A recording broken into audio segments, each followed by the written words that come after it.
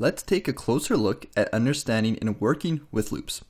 So far, you have learned to work with a while loop, which will keep repeating itself until a condition comes true. If you remember in the last video, we created a program that had a counter that kept track of how many times our loop ran. If our counter reached a certain number, then our loop would end. In this lesson, let's go over a different method we can use to break out of a loop. In this lesson, we are going to create a simple program that asks a question. If the user gets the secret password correct, then they are gained access to our web page. If they get it wrong, they will get 3 more tries to get it right. If they don't get it right, then the user is locked out. So let's start our piece of code by creating a variable for counter, and we are also going to start our while loop. Inside our while loop, I'm going to create a variable for our secret question so that we can store the user's response to a prompt inside that variable. Let's go inside our prompt command here and type in our secret question.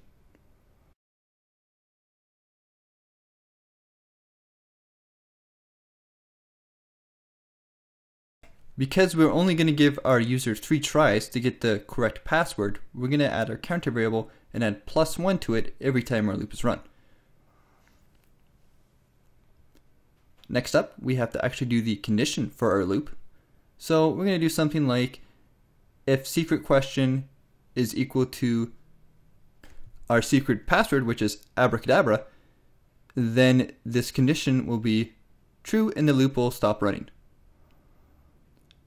So if the user doesn't type in abracadabra, then the loop will repeat itself over and over again.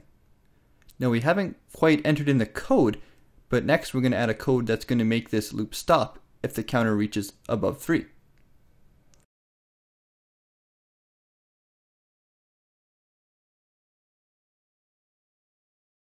So the way we're going to do this is with an if statement. Inside of our loop, we're going to have an if statement that says if counter equals 3, then run the following code. We're going to write a document.write message to the screen to let our user know that they have not gained access to our website.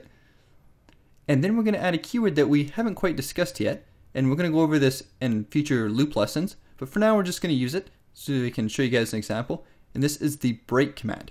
Whenever we add a break command into our loop, it causes our loop to stop.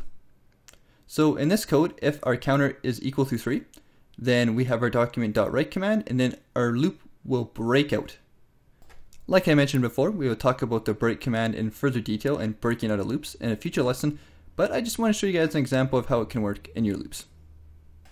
Alright, so the last thing we need to do with our program is create our if statement or conditional statement for when the user actually gets the password correct.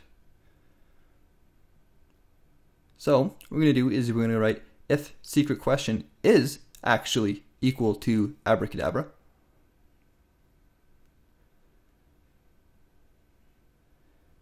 Then we're going to just simply put a document.write command to let the user know that they got it correct and they can now gain access to the website. One thing I do want to point out before we go any further is that this actual conditional statement is actually outside of our loop. So every time a loop repeats, it's not actually checking if our conditional statement is being met or not. So we're going to have to copy this section right here and actually paste it inside the loop. We'll just put it right underneath the second part here. So now our statement is actually checking every time the loop is run if the user got the correct answer or not. So let's run our code, save it, and see what happens. Okay, so we're prompted. Let's actually type in, whoops, that's not the right secret password. I have it saved here because I actually don't know how to type abracadabra. So we'll just copy that and paste that in, there we go.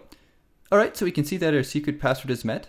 Let's type in a fake answer, and we can see after 3 tries, our program actually locks us out. So this is another cool way we can use loops to create programs that can do all kinds of different things. And this is a good example to show you guys another way how you can break out of loops when certain conditions are met. So we've talked and worked a lot with while loops. It's time to focus on a do while loop, which is the next type of loop you are going to learn in this section of the course.